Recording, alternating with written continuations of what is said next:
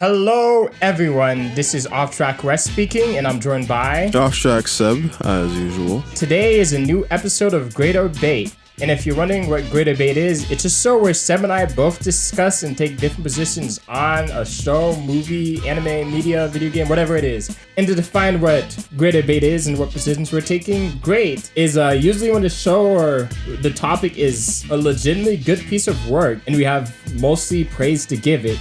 And bait is usually when it's an empty, kind of vapid marketing ploy. Shallow. Riding off the coattails of something else, and it's just, they're just trying to make money. Bait is the worst thing you could be. Well, not always. Sometimes always. A cash grab, like Arcane, can be something that's good, you know? Yeah, that is true. Sometimes bait could be good, and sometimes great could be boring. Yeah, well, you get the idea. But today we're going to be talking about something that a lot of people have had opinions about in the past few weeks, and something that's been dominating the news cycle for the past few weeks as well. We're talking about Spider-Man, of course. Spider-Man No Way Home.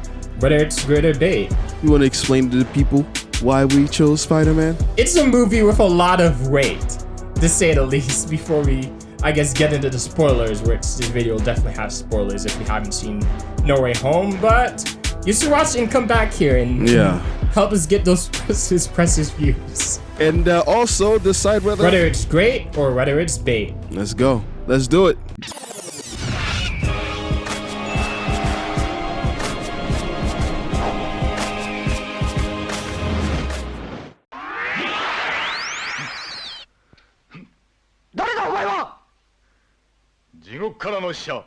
Spiderman. Well, let's talk about the movie first. Why did you enjoy this movie?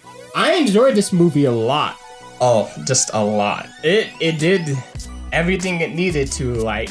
I mean, we know, even though they lied during interviews, we know Tobey Maguire and we know Andrew Garfield were gonna be in here.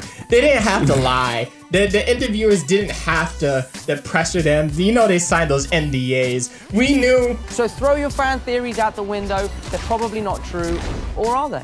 And they were here, and I was happy, and that alone just did a lot for me in my enjoyment of this movie.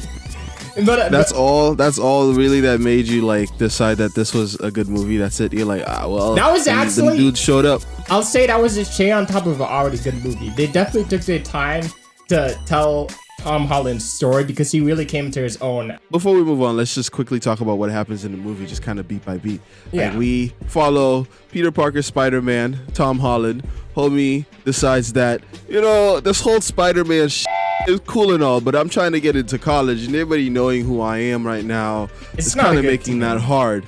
It's not a good thing. So before, even trying to like resolve the problems any other way, I'm just gonna go to Doctor Strange and have him make the whole world forget that I'm Spider-Man. Nothing could go wrong with magic.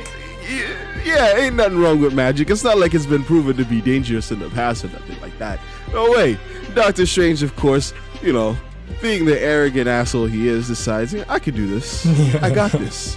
And decides to attempt the spell. He was pretty good here too. He is very good. Benedict Cumberbatch always does a good job. But, Doctor Strange botches the spell. Well, Doctor Strange and Peter botched the spell. He had to have his girlfriend remember. Exactly. He had to have his little girlfriend remember his... So MJ's gonna forget about everything we've ever been through? Stop tampering with the spell. Oh my God, Ned. He's my best friend. Oh, my Aunt May should really stop. He wanted his girlfriend to remember. He wanted Ned to remember. He wanted so many people to remember, which is ironic based on how the end of the movie I know. And so the spell got messed up, and instead of making everybody forget, everybody who knew who Peter Parker's identity was. Everybody who knew Peter Parker came through his universe. Yeah, everybody who knew who Spider-Man was came through the universe that Tom Holland was in. That includes the villains who are the main antagonists of the movie, as well as, spoilers, Tobey Maguire and Andrew Garfield. He had his great power comes great responsibility moment in this movie, and he did. I enjoyed that. I rewatched some of the older movies before I got to this one. And usually when Andrew's Peter and when Tobey's Peter had their great power, great responsibility moment, it came off of the back of a bad, selfish decision. For Andrew, it was... Your aunt, my wife, had to walk 12 blocks alone in the middle of the night and then wait in a deserted subway station because you got distracted. Vince. That if you could do good things for other people, you had a moral obligation to do those things. That's what's at stake here. For Peter, for Toby, I mean, it was fighting in an underground wrestling ring so he could get the money to get the car, the Rue MJ. That was a lot. To get his girl, he was trying to get his woman. He was trying to get his woman. His great power and great responsibility moment came because he wanted to get his dick wet. That's I don't know. That was a huge mistake. Whereas Tom Holland's Aunt May dying, great power and great responsibility moment, which I loved. If there was ever a moment for it to happen, it was here in the scene where they set it up. And I loved how it happened. Based off of his decision to be a good person. His decision to save those villains that came through to his universe, or I guess his decision to listen to his aunt about how to deal with those villains that came through to his universe, ended up costing her life.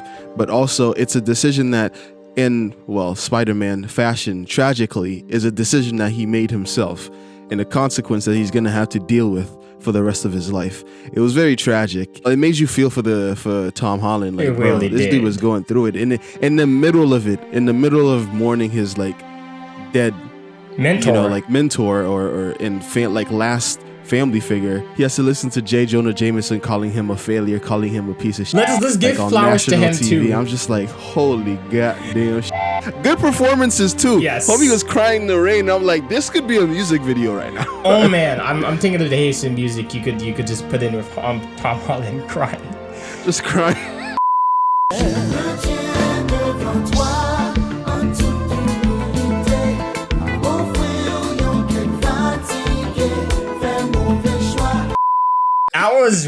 He was really going through it in this movie. It's like I feel like half of the appeal of Spider-Man is watching the Peter Parker, like the pain that Peter has to go through. Just the pain that Peters have to go through.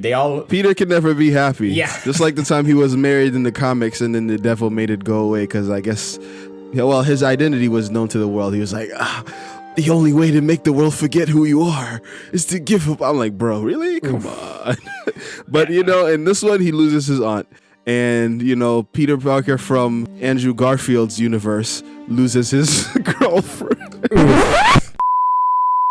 But we have so many things where it's not just like nostalgia. It's not just... And the nostalgia is good. Like, don't get me wrong. Toby... They definitely wield the nostalgia with purpose in this movie. Let's say that. But it just feels so purposeful. Even Toby's scene where he stops Tom from killing Green Goblin because he has regrets about how he let Green Goblin die.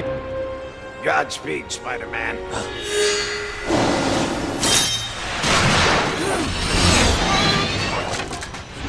Oh. Even though it wasn't his fault, but his friend was always coming at him for it. Can he kill me like he killed my father? Done trying to convince you. So even him getting that moment where he's like, nah, son, like, you don't want to kill him. That was... Yeah, exactly. It's not going to make you feel any better. This movie was just so pleasant. I will say not all of the villains got like a fair shake, but like the ones that did, definitely did. I feel like the Lizard was like barely in the movie. Yeah, Lizard and Sandman, are you even here? They definitely didn't get. Yeah, Lizard and Sandman got hoed. They definitely did get hoed. Everyone else though was pretty fair. I especially like the bridge fight. Alfred Molina definitely after the Goblin definitely did the best job. Like he came back as Doc Ock and was also a big presence in the movie. I really enjoyed his scenes as well. Especially that we got to see him as a hero, which just made me recall Spider-Man the game, the PS4 game on Sony. But same people, I guess they're just taking notes from themselves. He was a good guy in the beginning of the game, and I was just like, it just made me remember that kind of relationship, him having that relationship with Peter. Also, kind of had that relationship with Peter and Spider-Man 2, Sam Raimi's Spider-Man 2, in the beginning before the chip corrupted his mind. Yeah. So I'm really glad that we got to see that as well. If there's any villain that deserved a face turn or something like that, I definitely think Molina getting that as Doc Ock was a nice thing to see. Do you got anything else you want to bring up? Nah, bro, we could go with our positions, and I don't know, what do you think? So, whether you thought it was great or bait, don't let my decision impact what you're about to say, No, I never do that. but I think that it was bait. Ooh, in what way? No. You got to say yours. I'm not good. Well, I was gonna say great. Then we could discuss it. I think it's pretty clear. I just think the movie was great. It was fun. It did everything we needed to. You gotta love it. It was a fan service movie, and I think that's fine. And I enjoyed every bit of it. So it was definitely great for me. Personally, though, I thought it was a great movie. You know, I thought it was a lot of So good you're things. switching up. You're saying it was great. No, but still, a great movie can be bait in that I feel like the main draw of this movie was seeing those 3 Spider-Men come through. You know, when shit happened in my theater, it erupted. And tying it all back to the moment that we were just discussing with Aunt May, the great powers, great responsibility moment, like them being the ones to be like, bro, we done been through this. Yes. What you're going through right now, we done been through it, It was bro. a really And good- you're gonna get over this. Like you're gonna have to like fight, keep your head up. You know, not let the world beat you down, not become bitter to the world. And just seeing like Andrew Garfield being like, bro, I stopped pulling my punches like after my girl died. It was low-key my fault. I needed to stop. I went to a dark place. Yes. His performance Anytime and everything. the I 3 was of them like, are dude, on screen, it was just good. You just happy it was to a see treat, them. yeah. It was just like, damn, I've seen all these movies. I was literally that Leonardo DiCaprio meme of him pointing at the TV. Oh, man, I was just yeah. like, this is me right now, bro. I've seen this you know? So for me, I really enjoy that aspect of the movie. I think the thing that she said about the, you know, with great powers come great responsibility, I think that was like what really made the movie for me. That was my favorite moment, like the most enjoyable part for me. Which is kind of up to say, like the most enjoyable part was watching the Goblin give his crazy monologue, beat Willem Peter Dafoe up, was and then built. kill his only family member in front of him, Batista bombed him 7 floors. bro. William Dafoe is crazy. He was bro, built this is why different he this was my movie. favorite part out of that Cellar Light Yagami fucking Death Note movie, because he was Ryuk and he went all Oh out my in that. God. And this dude always goes I might all watch out, that just and it for was him perfect. because he was going insane. It's like he retroactively made people like, don't forget I was good in the first movie. It's Exactly. Don't forget, this is all on me. I did this. I did this. I was the one. I started this company. You know how much I sacrificed? I was the first fully in suit villain in a Marvel movie now, because like instead of like, you know, like Iron Man being the first Marvel movie now, with this That I is guess true. it's now Spider-Man. True. This So retroactively. it's kind of wild. This through retcons. This is now the first Marvel movie. Homie became a veteran overnight. He really did. He really did. And I just like those little references too. Just I'm something of a scientist myself. Or Yeah, the little references were perfect. Yeah, and they didn't feel forced. Yeah. That's the best part about it. I feel like that was the main draw. I don't think this works if it's like 3 other characters. I feel like if people don't have this nostalgia, this movie does not go as big as it went. Bro, you know this movie is like shattering records, like records, like theater records. This movie is making a lot of money. So I think this was bait in the sense that this is a good movie, a great movie with great moments and good things that happen in it. And I would definitely recommend it to a Spider-Man fan that has seen even just a fraction of the other movies, of the other Spider-Man movies, really. You don't even need to see all of them. yeah. I feel like this movie is bait because like it preys on nostalgia. This movie definitely doesn't work without the nostalgia. Definitely doesn't work without that aspect added to it. But it's still a great movie at the end of the day. I just want to say that it's a great movie because of the bait, you know? That's my stance. That's fair.